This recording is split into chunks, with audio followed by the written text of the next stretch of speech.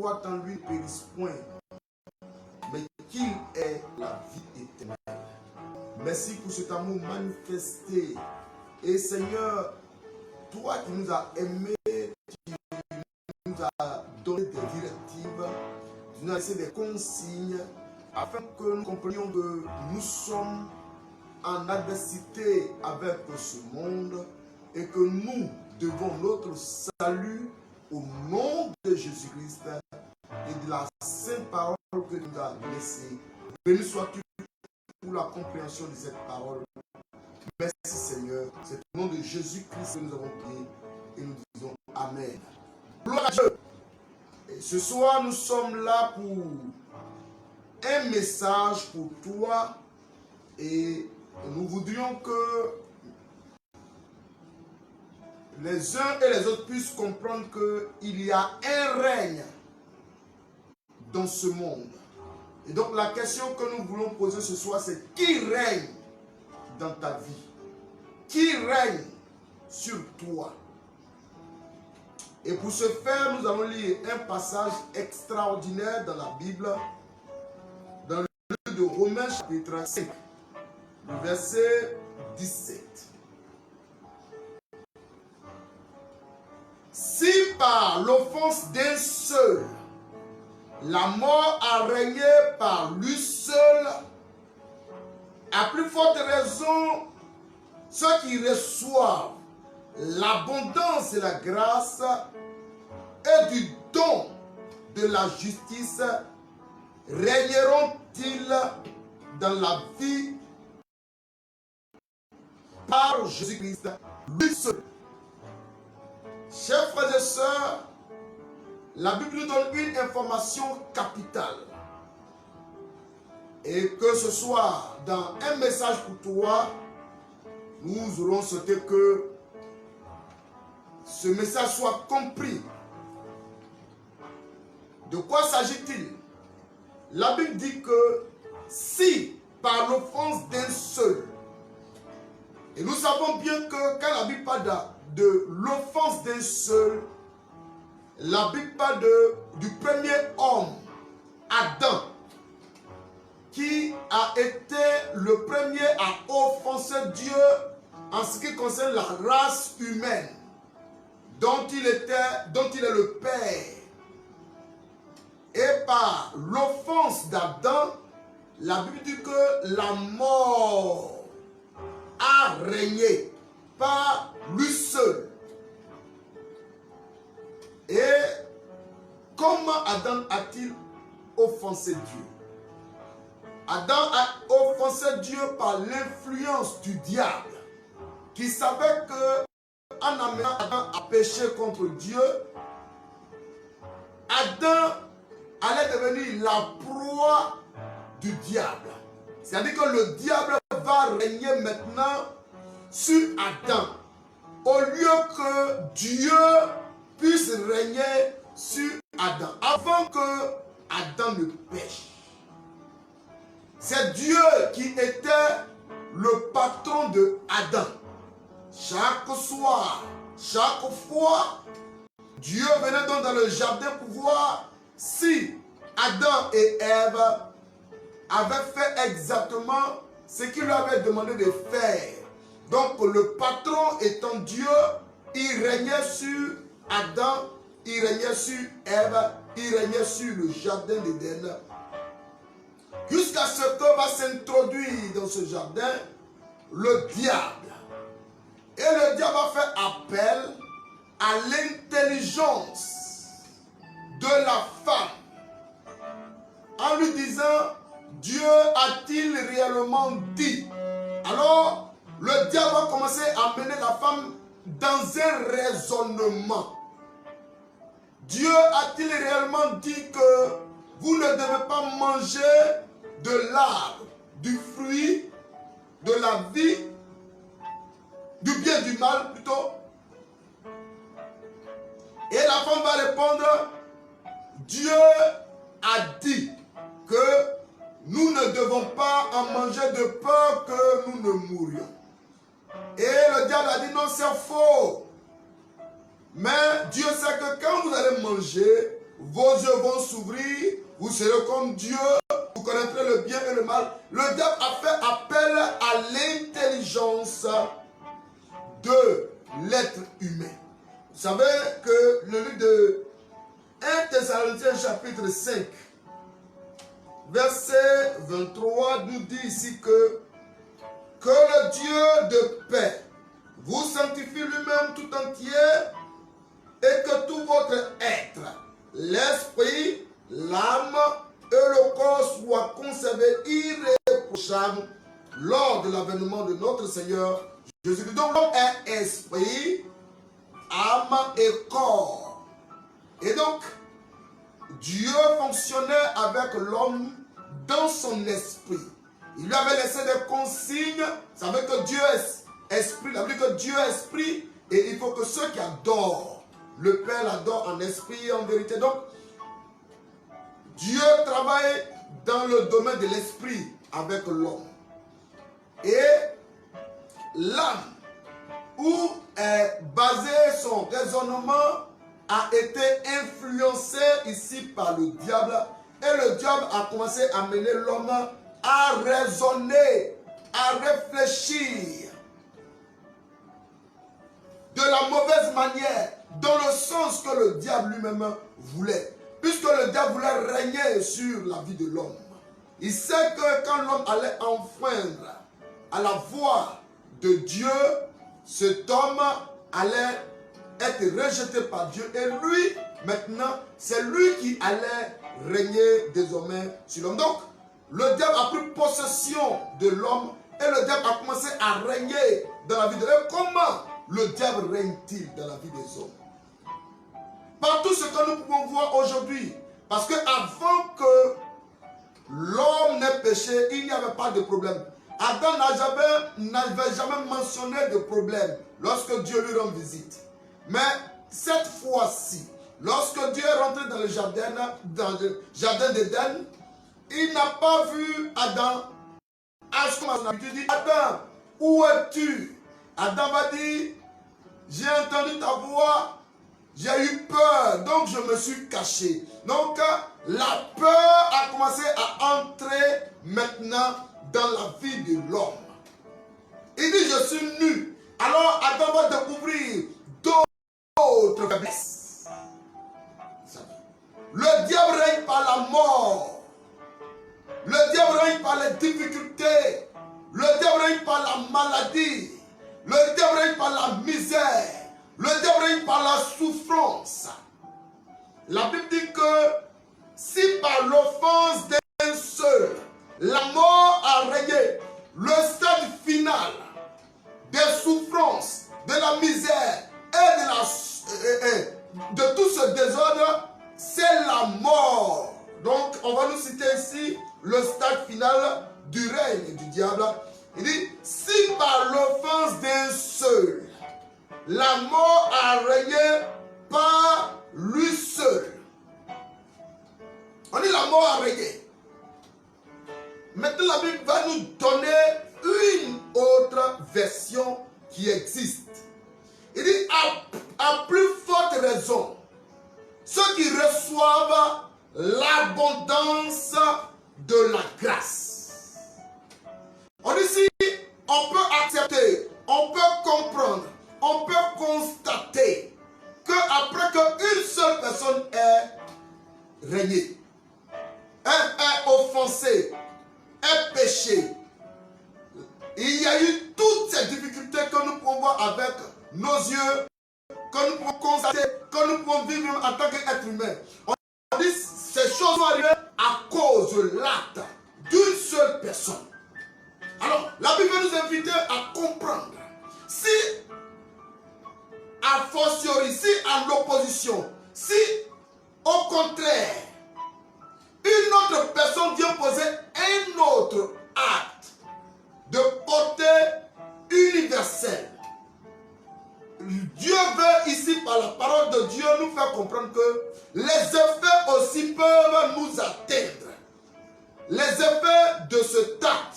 C'est pourquoi notre Seigneur Jésus-Christ est appelé le second Adam. On dit que c'est le deuxième Adam.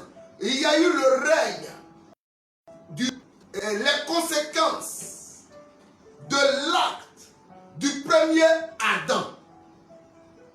Par désobéissance, le premier Adam nous a envoyé un règne, le règne de la mort, le règne de la désolation, le règne des pleurs, le règne des souffrances.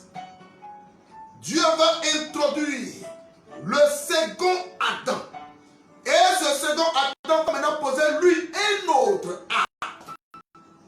L'acte de l'obéissance, l'acte de soumission. La Bible dit qu'il est apparu, Jésus est apparu comme un vrai homme, comme un simple homme. Et la Bible dit que bien que Jésus fut fils, il a appris l'obéissance par les choses qu'il a souffert. Lui, il a posé donc un autre acte, l'acte de soumission, l'acte de l'obéissance.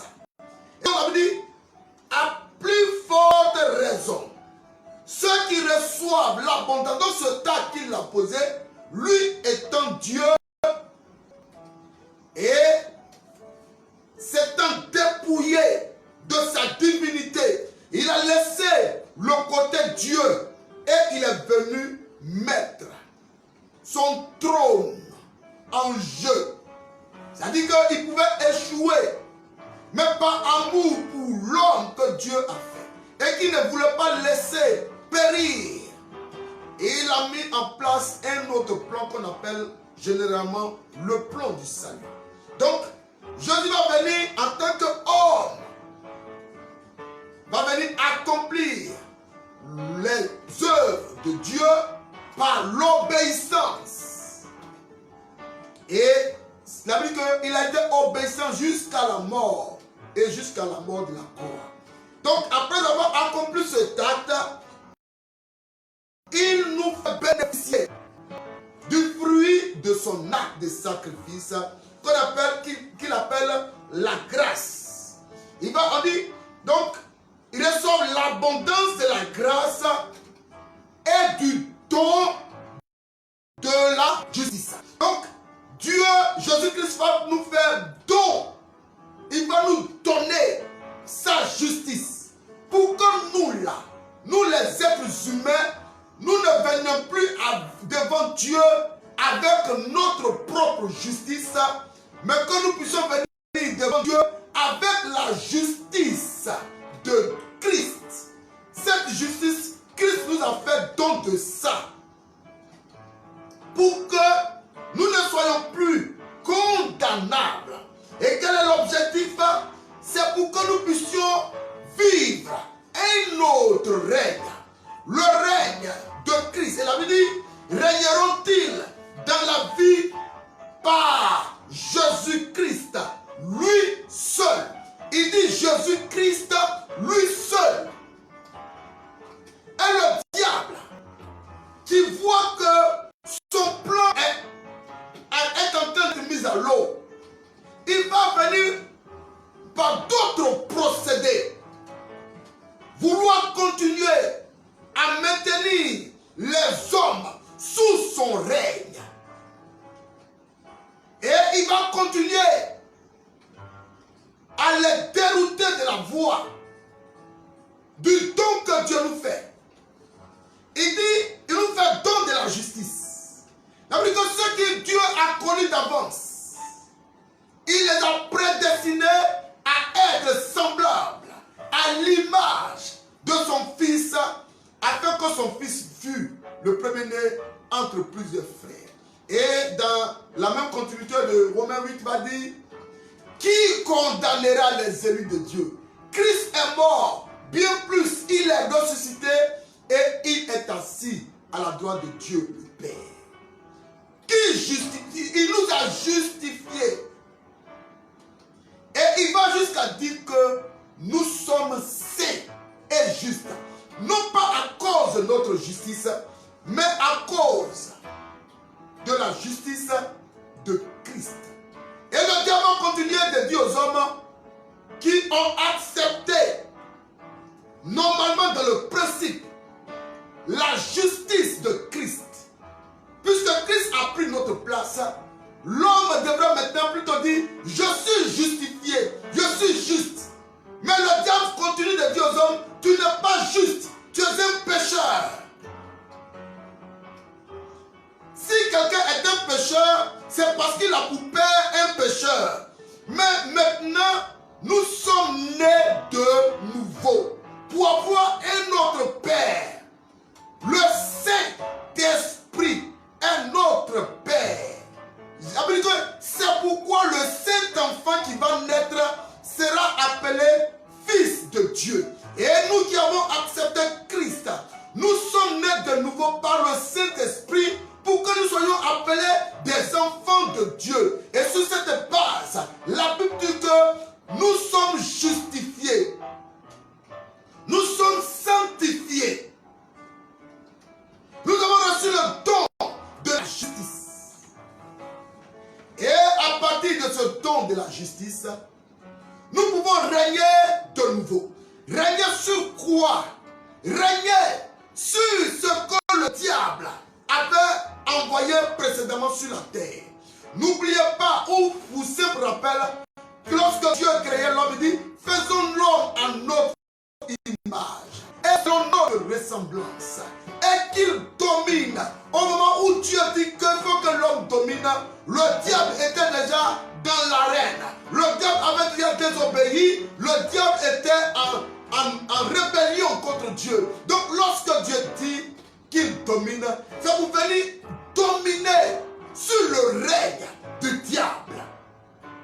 Et aujourd'hui encore, la Bible dit que si nous pouvons accepter l'abondance de la grâce et le don de la justice de Christ, nous allons régner par le nom de Jésus-Christ.